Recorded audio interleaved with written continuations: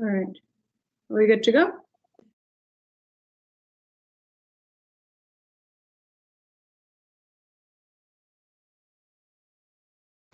Yep. Yes. So I am going to, and you can hear me, you can see me.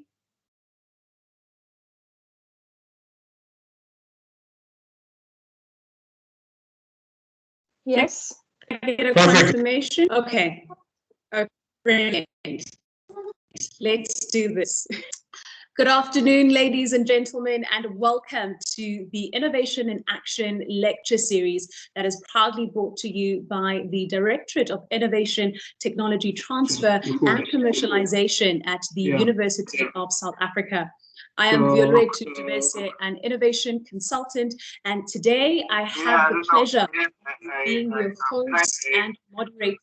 And before I continue, I'm going to ask that we put our mics on mute as well as our video so that we can, of course, enhance the quality of this lecture and everyone who is. Now, as I was mentioning, I'm an innovation consultant, and today I have the pleasure of being your host and moderator, and we really expert people who engages in developing and emerging markets, is an impact investor, an advisor, and connector, who's also passionate about innovation, entrepreneurship, inclusivity, and female economic empowerment as she lays the land about investing in African innovation. This is your lecture to own, so we do encourage you to engage with us in the chat function by networking, stating your name, where you're coming from, and of course, what it is in on today's lecture. To ensure that we get the crisp quality from the sound and the audio, we do ask again that you switch off your video and your mic. And because there will be a segment for Q&A after the lecture, if you do want to ask a question, please click on the raise your hand function or write it in the chat function. I will, of course, do my best, time permitted, to integrate your questions in the Q&A function. A reminder that today's session will be recorded and the recording will be made available shortly. Before I hand over to get our official welcome from UNISA, a reminder that because this is a virtual world and at times technical gremlins might creep into the system, whether it be on our network or on yours. So if you do drop on connectivity, we'd like to encourage you to go back to the email where you received this invitation and click in the link in the details and join us again. And now to officially welcome us into our program for today and provide the context of why we are gathered here, please welcome the Director of Innovation, Technology Transfer and Commercialization at the University of South Africa, Ayanda Noma. Thank you very much, Will. Good afternoon, everybody. Welcome to this Innovation in Action lecture series. We're quite glad that you are able to join us. You know, we've got a very exciting speaker, Pauline, who's going to share with us, experience, expertise in this area. Very exciting. I'm looking forward to it. Pauline, welcome. We had a chat with you last week, and we're quite excited, beyond the lecture, to collaborate with you on other matters, where we'll definitely expedite that. But we're quite grateful that you could join us this afternoon. We appreciate that you've made the time. And colleagues, to everybody that has attended, that is here today, we appreciate you. We appreciate the fact that you've made the time to be part, of this session. But before I hand over, back to Vuyo, I would like to share with you what we do as the directorate. Just to say a bit about, the DITTC and what the DITTC does. Sorry, wrong presentation. You'll forgive me. I've got two presentations, to do today. Right after this, I'm going to be somewhere else. But so I've got both of them open. All right. And I think also in my presentation, that will provide maybe a much more deeper context in terms of why we engage in this kind of lectures. We basically the Directorate of Innovation, Technology Transfer and Commercialization at UNISA. We're a tech transfer office. We've got we're part of what is referred to as the Research, Innovation and Commercialization Department at UNISA, which forms part of what is broadly referred to as the Research and Innovation portfolio under Professor Meyiwa. We've been in existence for quite a while. The office having been created around 2011, end of 2011, 2012, after the enactment of the IPR Act on the 2nd of August 2010. We manage quite a number of sort of policies that guide us, but I'm not going to bore you with that kind of detail. But I think here's the crux of the matter. What's more interesting is the kind of work that we do, and I think it's very important to create this kind of awareness about the work that we do as the TTO, Tech Transfer Office. We are responsible for the IP advisory and protection services. We advise staff and students on IP matters. We also go beyond staff and students when it comes to intellectual property matters.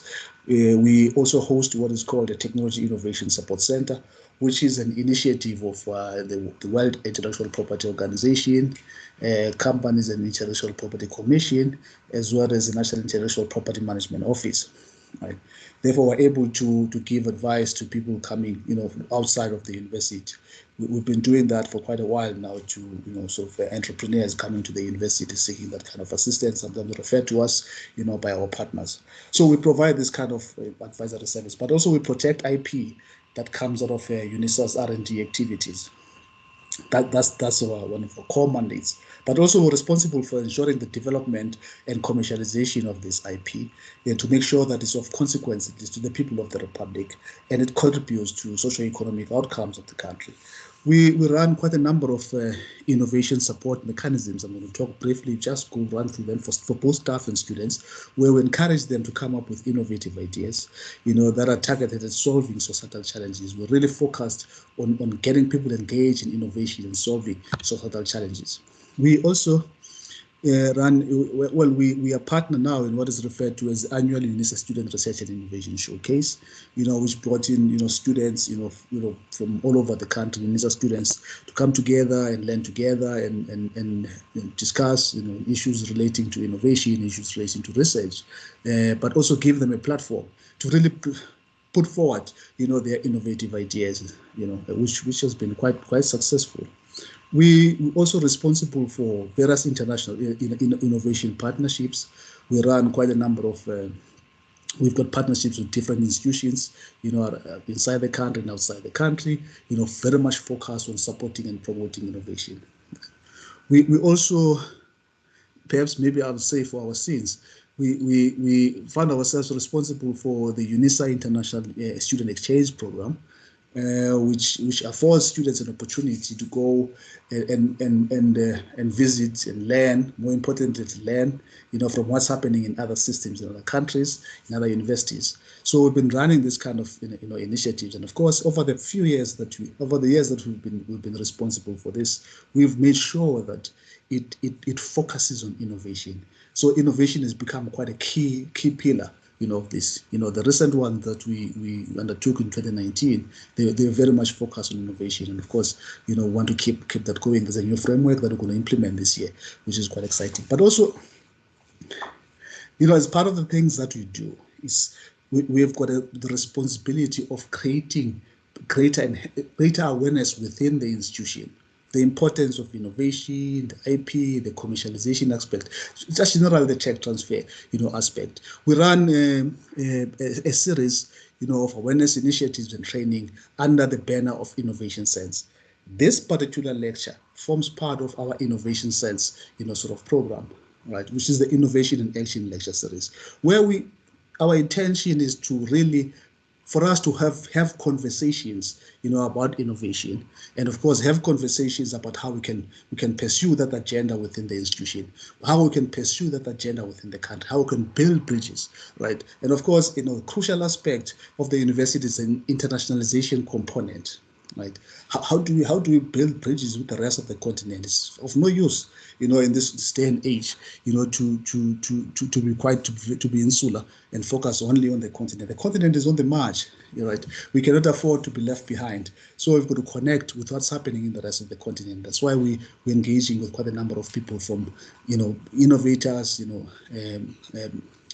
thought leaders, in this area, so that we can be able to learn, connect, engage, right, on this topic of innovation, right, which is actually quite crucial, for the development of the country. We talk of the continent, there's quite a number of strategies, Agenda 2063, it speaks to all of those. In South Africa, you've got the National Development Plan. All of those speak to individual actions, by the way.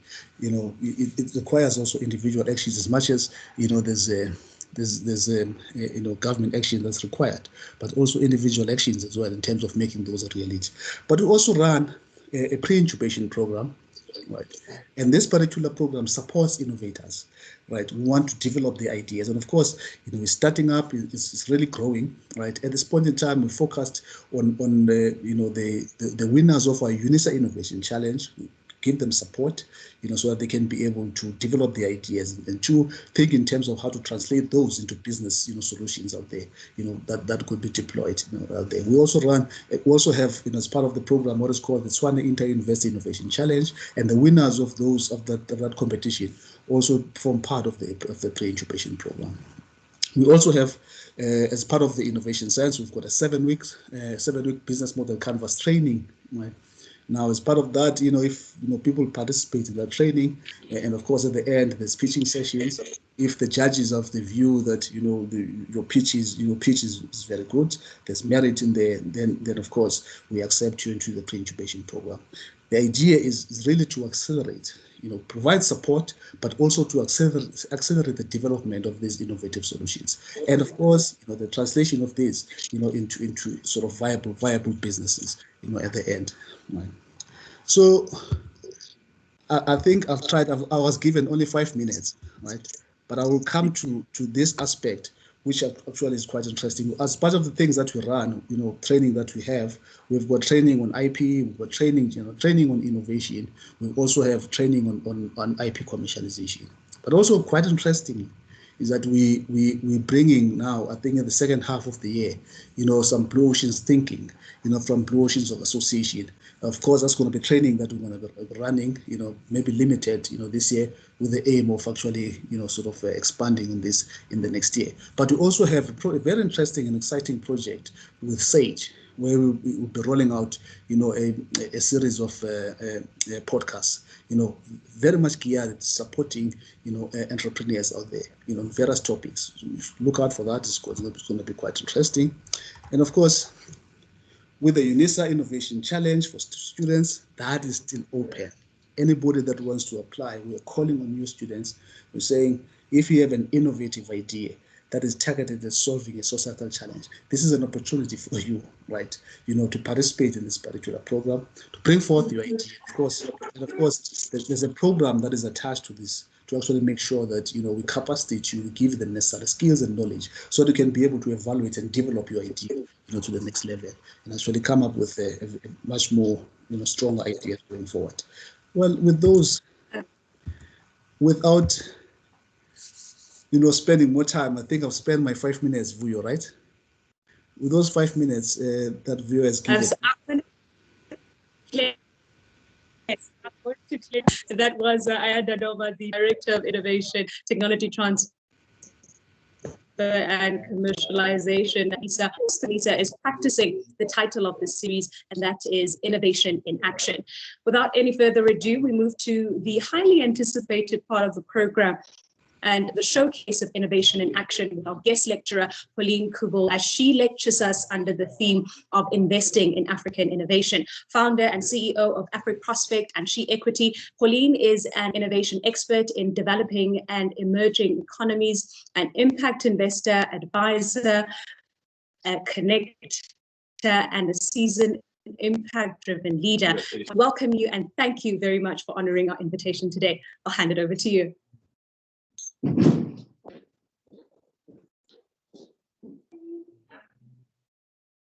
Pauline, I think you're on mute. Okay. Yeah, they always say the webinar hasn't started until someone says you are on mute. Now it's official. Can you see my presentation? Hello? Yes, I see a present. Yes. Can you see me as well? Who leads international strategy and partnership for the Netherlands AI Commission and Hello? Hello. Yeah. We can see the presentation. Can you see me as well? Yes, we can see you. Yes. Pauline. Okay. Somehow I can't see myself. So, but anyway, thanks so much again for having me. It's so great to be joining you today. Sanibonani, good afternoon, everyone. I will try to go through my presentation quite fast.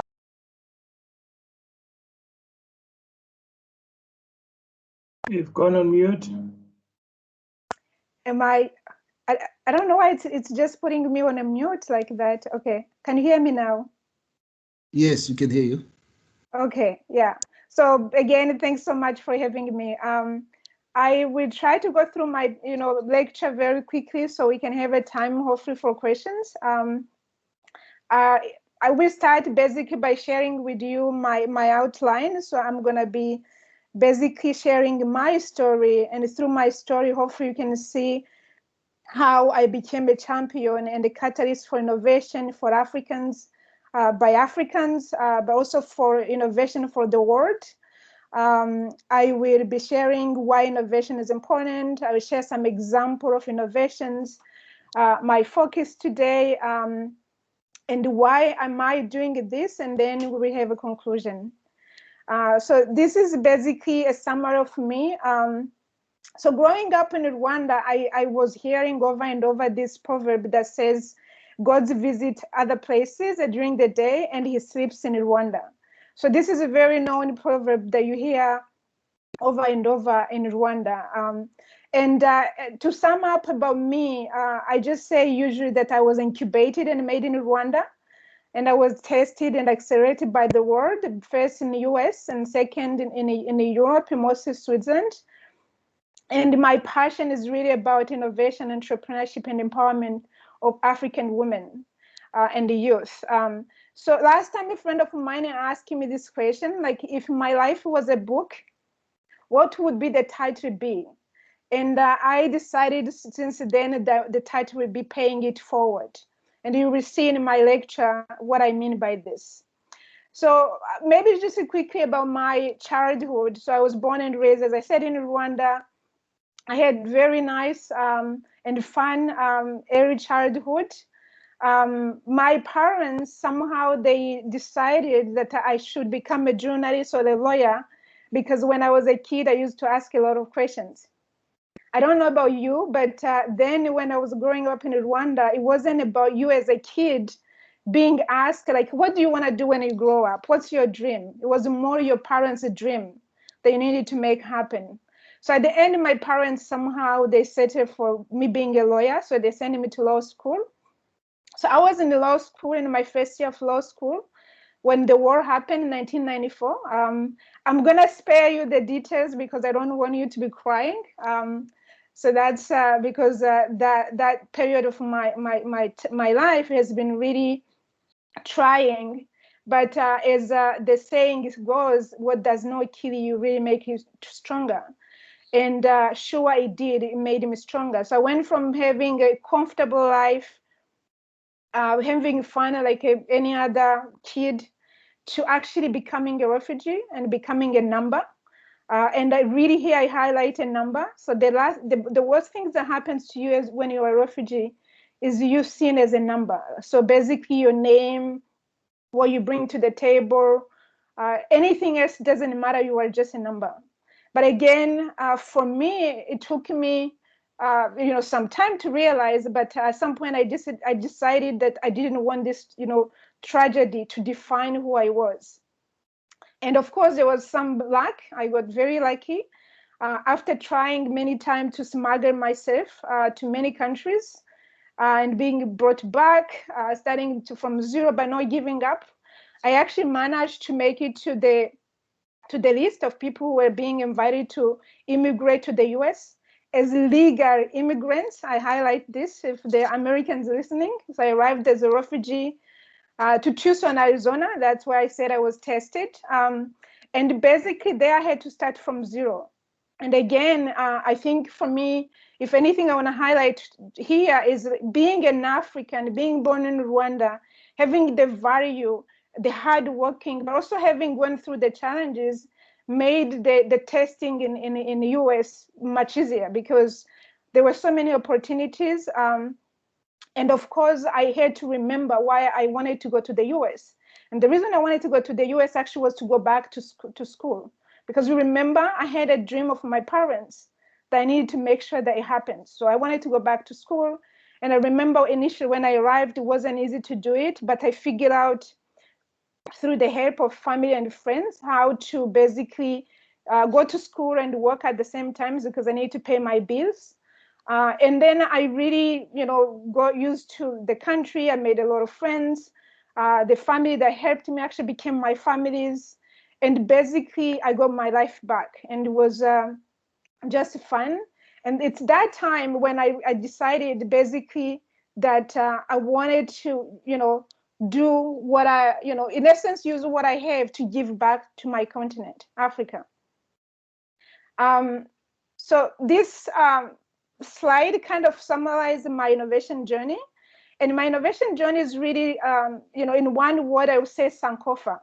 I don't know if you have heard about this concept, Sankofa, but it means basically like literally return, seek, and get it. So this bird that you see, it's a Adinkra symbol that symbolize the whole importance of you going back to your roots to be able to actually do whatever you want to do. And this Akana proverb sums up very nicely. It says that it is not wrong to go back for that which you have forgotten. So of course, having smuggled myself in different countries, ending up in the US where there's a land of opportunities, I could have just felt comfortable and stay there. But then I realized with all the privilege I had to do something with that. And luckily, so you will see my story includes a lot of luck. I got somehow after working for UN in Paris and in Geneva, Switzerland, I was invited by a very rich person based in Zurich in Switzerland, where I'm joining you from today, who actually wanted to do something unique for Africa. And when I say by unique is because this was 2011. And at that time, many rich people wanted to, quote unquote, help Africa. They were bringing aid. They were, they're basically coming and doing things that, giving people fishes rather than teaching them how to fish. So this high net worth individual actually wanted to catalyze innovation spirit across Africa. And I remember being interviewed by him and then asking him, what do you mean by that? And I was very honest with him. I told him I didn't know much about innovation, entrepreneurship, and I needed basically, him to understand that if he gives me the job, it's going to take me a while to learn, but also understand what was in me, the kind of skill set he saw as an entrepreneur himself that was relevant to actually helping him implement his vision, which was again to catalyze innovation across Africa. And what he told me was about me, my experience, but also my ability to bring people together and my ability to also actually get people to collaborate. And he said, if you want to build an ecosystem, you can't do it alone. You need to get people together. And your track record, your recommendation speaks to that. So I took the job, promising him that I was going to take a few months, 3 months to try it. That if it didn't work, then I can go back where I came from. At that time I was in Tucson, Arizona, and he agrees on the term of this trial. And then because I realized also I had this unique opportunity for once to really do something that could last for my continent I decided to take the challenge seriously. So you remember Sankofa? I took time to go back and research and read, talk to different people. And the first things I wanted to understand was what is actually innovation and how my people, Africans, have contributed to this concept of innovation. At that time, even though, as I said, I was in university in Rwanda, I have never learned about innovation, entrepreneurship. And in fact, I remember as a kid when we used to make our own toys, our parents usually would, tell us to stop because we were getting dirty. So I would say actually we were most like not encouraged, more discouraged to not be innovative or entrepreneurial when I was a kid. So I was very surprised when I did my first research to learn about the Giza pyramids in Egypt, how they were built, what it took, the level of ingenuity that this took. I learned about your own Prof. Christian Barnard, who was the first, South African, cardiac surgeon who was the first to perform the human-to-human heart surgery. And I learned about different other buildings like the Mosque of Jenny, the city of Timbuktu, all those created by our ancestors. But me as a kid, until then, I have never learned about those stuff. So I started even questioning, why is this? And of course, there's so many reasoning. And one of the, most highlighted is our, colonial mindset. But since my, experience going through the war, surviving, being lucky, I had decided I'm not going to play the blame game in terms of where people are, just finding someone to blame. It was more like, for me, what are the opportunities? So this Innovation Prize for Africa was really an opportunity for me to continue this story and history of Africans as innovators and bringing a new type of innovation to the face of the world, so they can actually see that we didn't stop at the pyramids. We are still innovating. So why innovation? For me, the whole thing about why innovation, it's summed up by two proverbs. But the first one is the one by Abraham Lincoln that says, the best way to predict the future is to create it. It's very simple. You can just complain about the issues around you, or you can say, okay, what do I do about it? The second is this beautiful African proverb that says, smooth seas do not make skillful sailors. So this is very powerful because if you remember, I don't know where you're joining us from in South Africa or anywhere else in the world, whether you are in a city or in a rural area where you are seated in a very comfortable situation or you have some challenges around you. But either way, unless you have been sticking your head in the sand, you know that in Africa we have a lot of challenges. But what people don't highlight is like how those challenges actually are, mean a lot of opportunities. So we actually have the key ingredient to be the best innovators in the world. And the truth is, like, this is repeated over and over. No country has ever been developed without investing in innovation. That's a fact. So we all, like, as I said, when I was struggling, my eyes was on the US, and I made it to the US, the land of opportunities. But you realize that we want to go there because they've been innovating. The problem we're facing on the continent, they're not facing them anymore. And those problems were solved by innovators. So what are we doing back home to do the same rather than just wanting to go? Of course, I'm a victim because I'm here as well. But I told you how I ended up here, right? So I don't want anyone else to end up here the same way I ended up here. But today we have a lot of opportunities. We have opportunity to look at every challenge we see around us and either invest or support or use our mind to solve the problem by creating a solution that we can take to the market. So start making money, but also making other people's life much easier. I remember when I started this work, like in 2013, I was invited to come to South Africa because the South African government has decided to host the Innovation Prize for Africa. And I remember at that time, I was already like really in the spirit of, innovation catalyst. I spoke on innovation, entrepreneurship everywhere I went. I was a preacher for innovation. And I remember one of the things I like to do is every time I pick up something, I wanted to know where it was made. because one of our theme was made in Africa. And I was so happy in this hotel where I stayed in South Africa. I looked at the towers and they all were made in South Africa. I was so happy that day.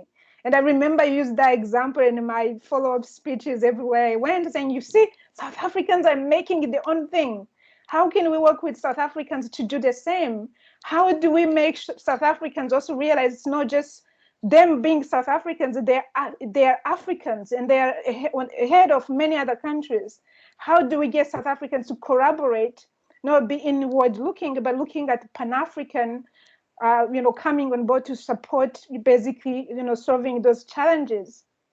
So today I want to challenge you, when you go back, any tool you use, if you're taking a tram, if you have a phone, anything you use, you have to remember this was made by someone, an innovator. So start paying attention where those things were made. If you can, start putting your money to buy something that was made by an African, not as a charity, but because this is a business, a good business. And most importantly, start also, you're looking around and saying, okay, how do I become a part of this movement to basically be supporting innovations made by Africans for Africa, but also for the world? Because we as Africans, we innovate things that work in a harsh environment. And one saying I like to repeat many times is the saying that goes that when it works in Africa, it works everywhere. So my next slide is basically sharing some of specific example of innovations created by Africans, where those innovators saw problems and decided to create a solution rather than complaining about the problem. So the first one is from, again, South Africa, AgriProtein. This is run by a team from Stellenbosch University and the other entrepreneurs. And basically what they focus on is what it's known as a waste to value. They basically create sustainable, natural, and quality insect protein, which basically, as you know, today, many people are trying to become health conscious. They want to eat bio, but at the same time, there's not enough rain for chicken in the wild to be able to pick up maggots, but also there's no even enough capacity to produce this. So what they basically do is to mimic nature, to create natural protein that you can use to feed chicken, but also other, use them in a way that we can start, having more bio meal without necessarily harming environment. The second one is called Fonio Husk Machine by Sanusi Diakite from Senegal. So basically what he created is this machine that is allowing West Africans to revive African ancient superfood known as fonio. I would love you to type in the chat somewhere if you actually have heard of fonio, or also if you have actually tested it. I tell you, I discovered again fonio because of Sanusi, because he was one of the winner of our Innovation Prize for Africa. And until then, I have never heard of fonio.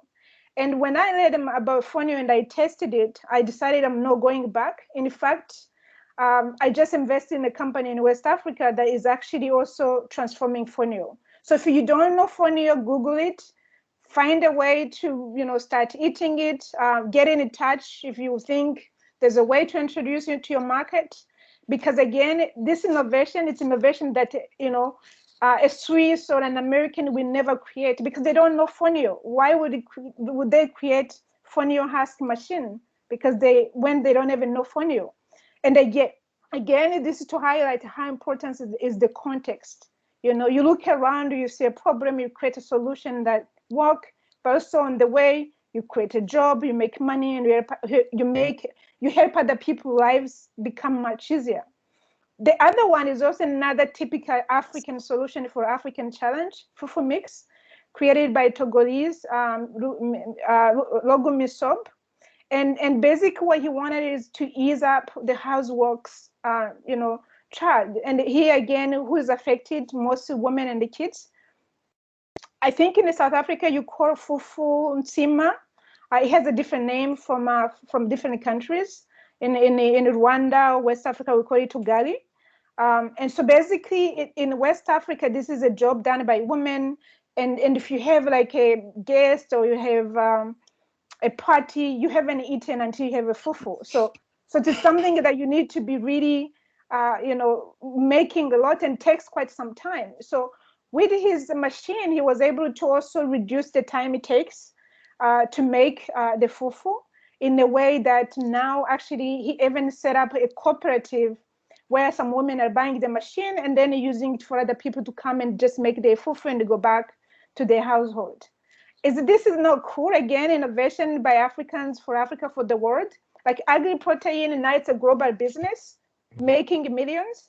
The other two innovations are now scaling in West Africa in the markets where basically this problem exists. And this is what I talk about, creating a solution to real challenges, but a solution that the market also wants and the need.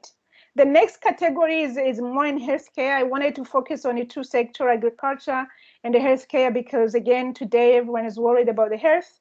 So for example, alternative to livestock antibiotics, innovation created by this prof from Morocco, Adnan Remar. So basically what it does, it focuses on preventing antibiotic resistance from basically livestock to human. Before I met Adnan Remar, I didn't know, and I'm confessing my ignorance here, I didn't know that actually you can develop resistance just because of what you consume. I thought that the only way you can develop resistance against antibiotics is if you take too much antibiotics. Until I met him and I understood how this transmission from livestock to human is what actually making today some antibiotics not work well. So he basically has this innovation. It's on the market in Morocco. I've been working with him now to see how we can introduce it to other markets. Again, if you're interested, Adnan Remar is looking at how can he take this innovation globally, and also, of course, other countries in Africa.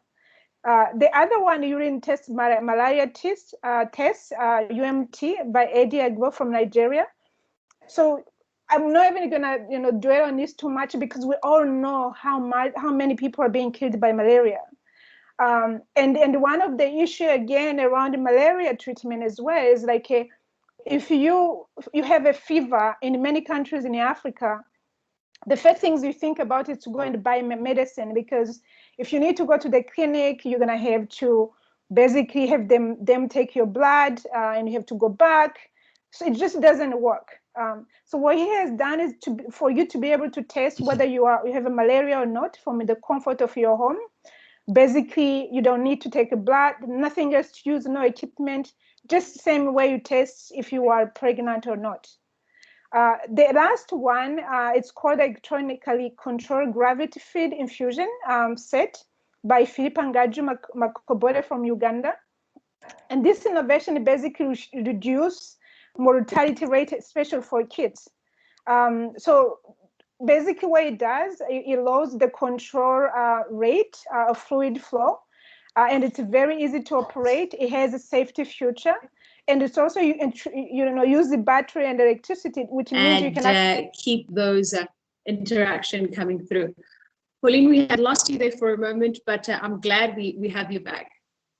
Oh, okay, so where did you lose me? Where did you lose me, Vuyo? I didn't. So particularly around the malaria. So you were still unpacking about the development of the home testing kit for malaria.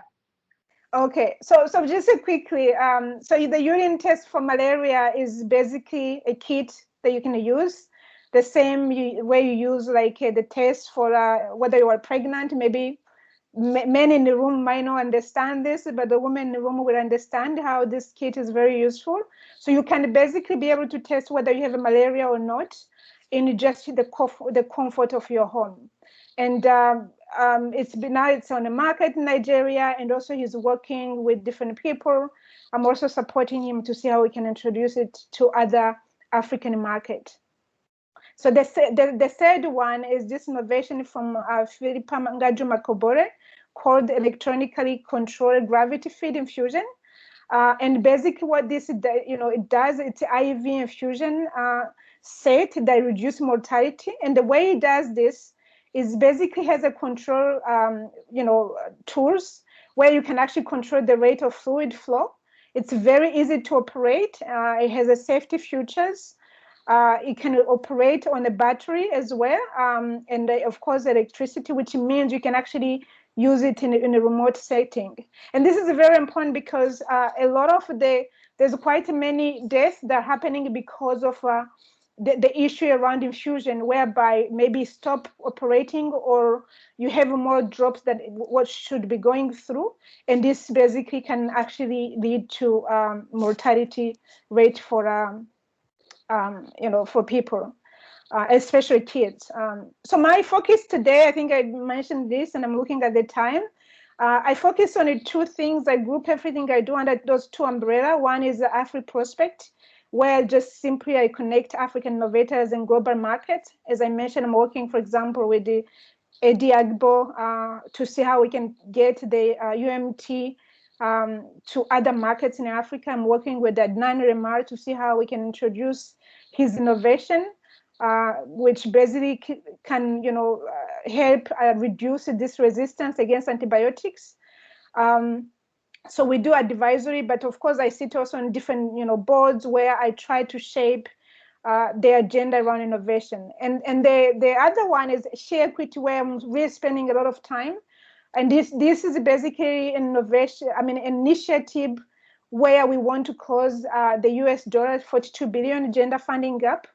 So we focus on early stage companies and we offer what we call an ecosystem service, which includes cash investment, technical support, and access to high value networks.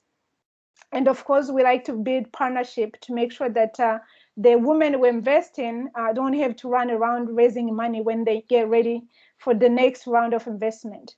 And why am I doing this? Basically, in terms of gender investing, it's a good business to begin with, but also in terms of the numbers, as I mentioned, there's a 42 billion gender funding gap in Africa. And this is ironic because actually in Africa is where you find more women becoming entrepreneurs. And also, like in 2019, only 5% of VC funding went to female, founders. And, again, it's strange enough, it's predicted that 316 billion could actually be added to African GDP by 2025 if we could bridge this funding gap. And lastly, just to highlight how this is a good business, women reinvest 90% of their revenue in actually sector that benefit the family and society, comparing to 40% for male. So why would you not invest in women? One, women represent half percent, 50% of the world, and in Africa as well. And so if you don't invest in them, it means you're leaving behind 50% of the world population, which, by the way, also raise the remaining 50%. So in essence, you're leaving behind almost 100% of the population. To sum it up, my why am I doing this? As I said initially, I really want to pay it forward. I was supported quite a lot. I'm still getting supported, but I also wanted to build a legacy. So I left from Rwanda running for my life. And I realized that one thing I can do is to empower the young people so they don't hopefully have to run the same way I run, but also looking at all the challenges we have on the continent as opportunities. And then you remember Sankofa. For me, so I'm sitting here in Zurich because I'm married here, but I want to make sure that I need to be back to my continent, either physically or with my wallet, my network, to contribute towards unlocking the potential of African, people. And, when I look at those images, like a woman running behind men, and also the fact, by the way, that for women, when people talk about glass ceiling, it's not just about glass ceiling. For women, sometimes it's really about the sticky floor, because you can't lift your feet because it's so sticky on the ground. So how do we clean the floor so make sure that those sticky floor disappear? That's number one. And then it deal with the glass ceiling so we all can actually be able to utilize our full potential. And I like to remind myself all the time that, again, the best way to create the future is to predict the future is to create it. So rather than complaining, basically remembering that everything is in my hands. How can I use my powers, my network, my wallet, everything I have to actually see those challenges as opportunities? I like to conclude by, again, saying the fact that we need to unleash our powers and use our resources to unlock the potential of our brothers and sisters equally. So no one left behind, no sticky floors. We need to put our money where our mouth is. We need to be investing in homegrown innovations. And we must collaborate to achieve higher impact. I am paying it forward and working on building my legacy, which is basically around closing the USD 42 billion gender funding gap. And I want to ask you, what do you want your legacy to be about? Just remember, the time is now, and together we can do it. And I want to leave you with this proverb that I really like a lot, which, by the way, when I was finding it, Dalai Lama seemed to say it's his proverb, but actually it's an African proverb, which, again, you see, when we don't utilize our stuff, people put their names on them. So this proverb says, if you think you are too small to make a difference, try sleeping with a mosquito. So we can all make a difference. Thank you so much. Absolutely. Thank you so much, Pauline, for that. And I think I really loved the approach to innovation. I think not only from an Africa now and Africa the future, but looking at the past technologies and innovation that we have been responsible for, how we were the very first in innovation and technology across the globe when we're looking at healthcare, when we're looking at design and architecture. I mean, looking at things like the pyramids across North Africa, still no modern architect is able to replicate that. And I think that speaks to your point around the solutions for Africa that not only need to be built here, require the African intelligence to be able to harness this. So again, a huge thank you for that incredible lecture on how you have been engaging on investing in Africa. Now, I will use and then before we wrap up. But I think my question is looking at how you invest, right? Because I think your approach to innovation and empowerment has strongly focused on not only designing programs and policies which foster inclusion, leading to this impact that you speak to across various sectors and various economies on the continent. But you are also looking at investing in women, right? So how do you actually profile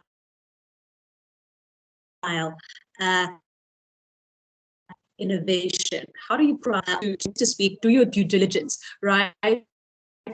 On investment. And then I think the second question is coming in from Kumbulani Mbofu, and his remarks is that he's very interested in energy innovation. And Pauline, you briefly touched on that, but his question in particular is, what are we doing as a continent, and perhaps to your engagement with the energy sector or the regenerative technologies, and is there some insights that you can share relative to your experience?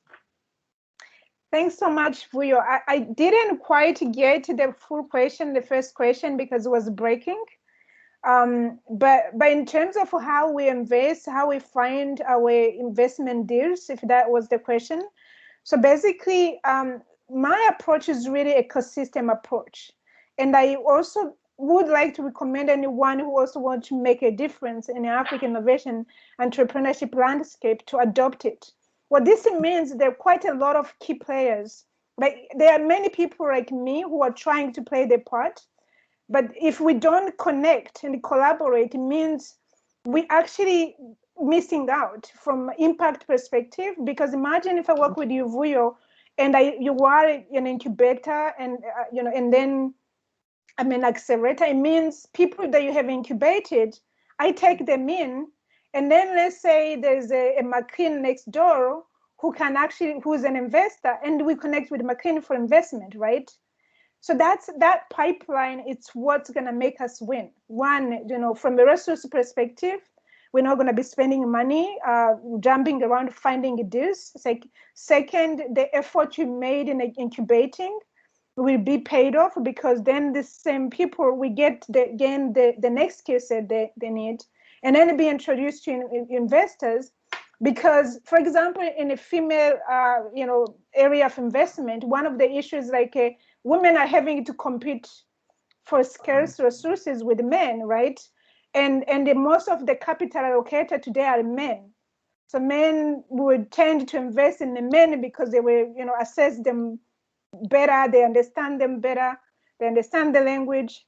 So if you want to actually somehow address this bias, it makes sense that you could say, okay, let me see other women who are doing the same and connect within that pipeline. So the woman that you spend so much time supporting to build the business doesn't have to struggle running around and competing with other people with scarce resources. So the due diligence are done by our partner in the markets. We have a clear process that we follow, but most of the work, we are working with partners in the market to make sure that we are building that pipeline of an ecosystem that unlocks the potential for women who enter into the system. The question around energy, I think there's a room, there's still quite a way to go. For example, one of the company I invested in from share equity, Wind Energy based in Zambia, what they're doing is basically distributing the solar kit, and working with many women to do actually this and create a business around that distribution. I know my own country, like Rwanda, they're working on having solar panel. I know Morocco is supposed to be one of the top country where they're working on solar energy. But again, when you look at opportunity, the fact that we have a sun or wind, so when it's not sunny, it's windy, we could do better, right? So I will just say investors, that's where you begin. If you want to see it happening, see how you can invest in this sector, because there are quite many entrepreneurs who are working hard actually to bring those innovations, but they need funding.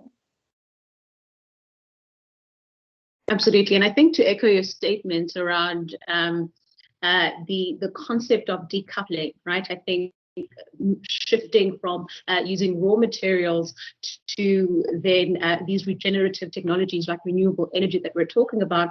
Africa on the SDG spectrum actually leads in climate action and responsible consumption. So when we're engaging about the SDGs and how renewable energy is something that we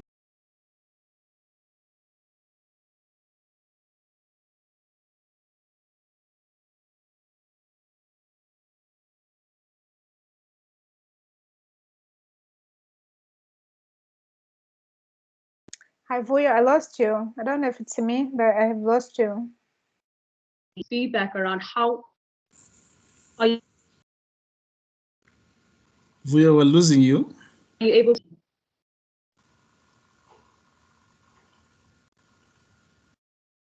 Hello?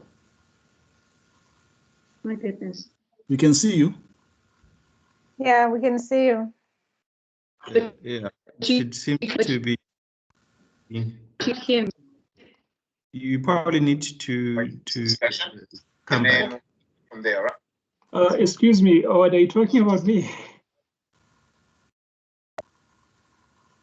No, it's Vuyo. Let me see. So maybe while we wait, I mean, we can, if there's anyone else with a question, McLean, we have a McLean. I wanted to mention, by the way, that I had a privilege of contributing to McLean's book, Nuts and Bolts. If you haven't read it, that's, for example, a book that really and impacts the state of innovation in South Africa, but also at Pan-African level, So they're quite I will suggest, like, if you haven't really read it, reach out to me or to McLean. He can even send you a signed copy.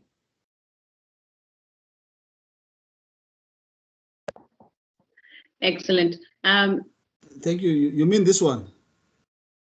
Are you able to hear me now? I can't see you. Well, yeah, that's the book. Exactly. You have it. Yeah, that's the book. I absolutely love it. I'm just checking, is my audio connected? Are you able to hear me? Yes. There's a hand from Okay, Sipho. brilliant. Well, yes, pointing, Sipho Ngasane has his hand up. Sipho,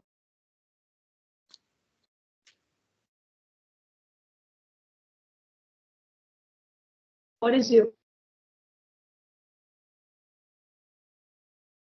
Sipho, we're able to take your question. Are you having perhaps in unmuting? Unmute myself.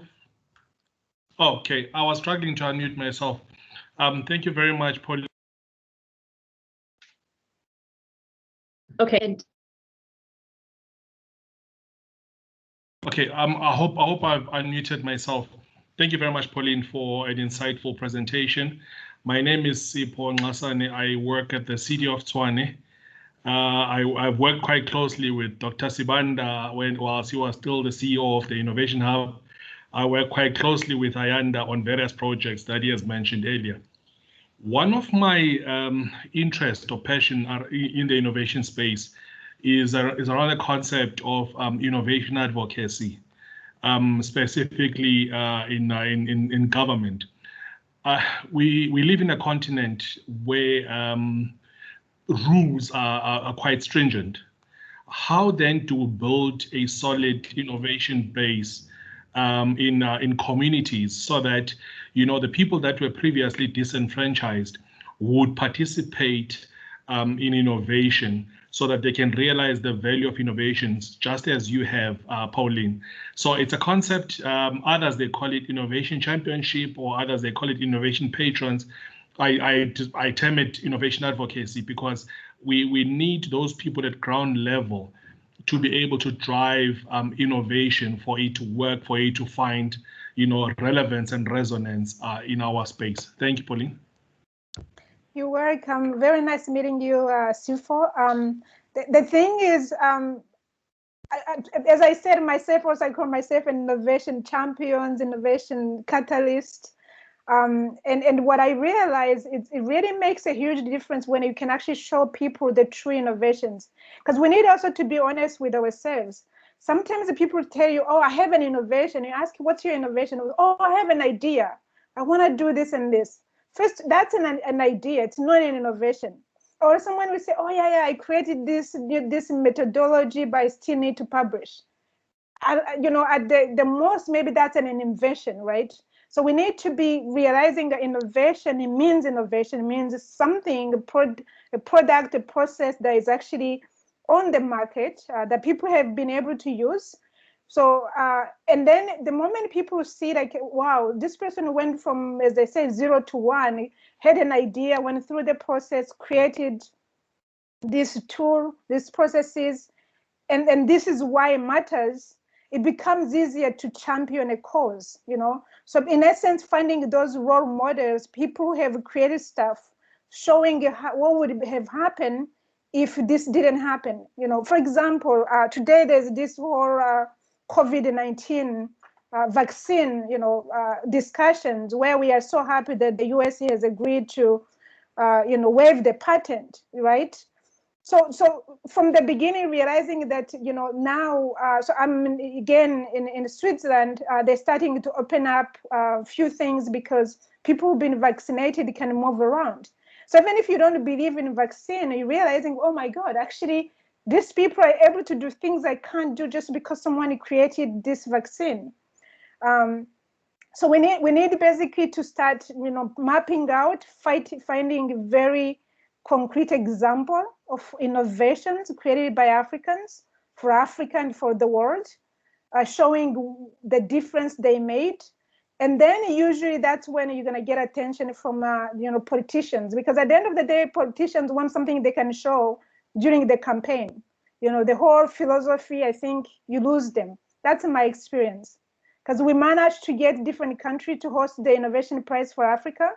And the reason they actually did it was because we could show them what we meant by innovation. And I remember talking to some high-level official, they said, oh, wow, actually that makes sense. When actually I would have spent the whole time explaining the impact of innovation and theory, and I lose them until I showed them something specific. So we need to break it down. Does that make sense for you, Sifo? Yes, thank you very much.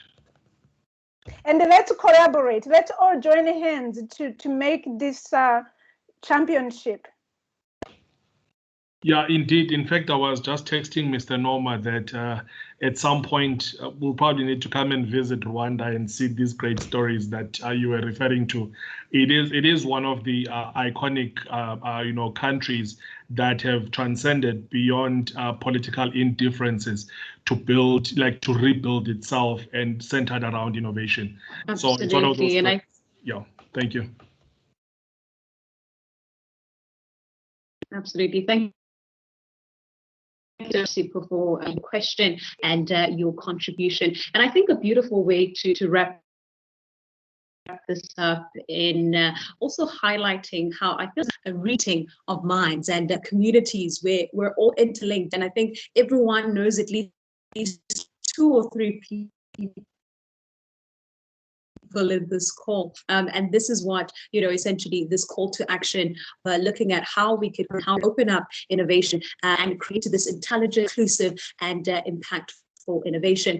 To close it off, I think I'll put in the remarks. I am clean, saying that happy to join this conversation, and well done to Pauline for the amazing work that you're doing for African entrepreneurs and innovators. Your life story is about pivoting, and it is no surprise that you have such deep insights on innovation. Pauline, thank you so much again for lending us your time in your appointed time, but of course we couldn't, because there was so much value and so much insight that needed to be shared. Join us on the 10th of June for our next Innovation in Action series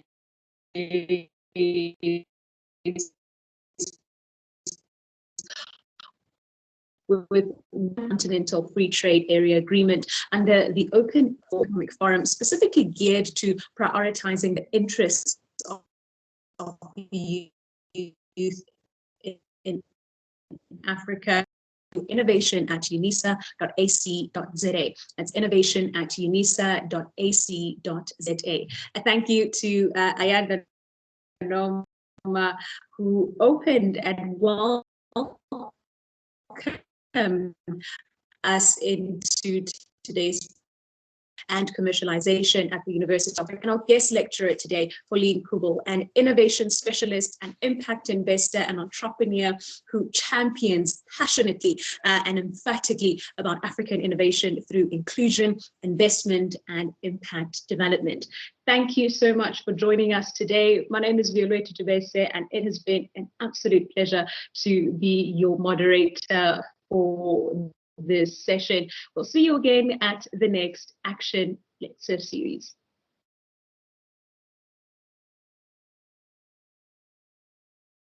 All right. Well, thank you so much, everyone. I think, I think this was the lecture with the more technical difficulties, but we made it work. And thank you so much. It was too short. Time was way to cover such an interesting area. I think, Pauline, that's a call for part 2, perhaps.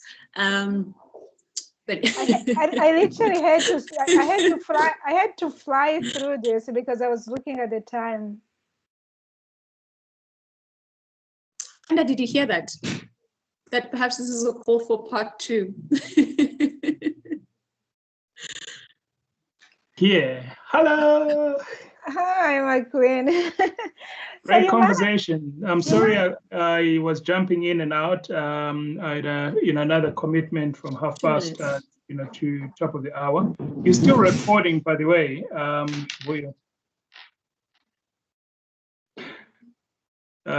Yeah. So, but well done.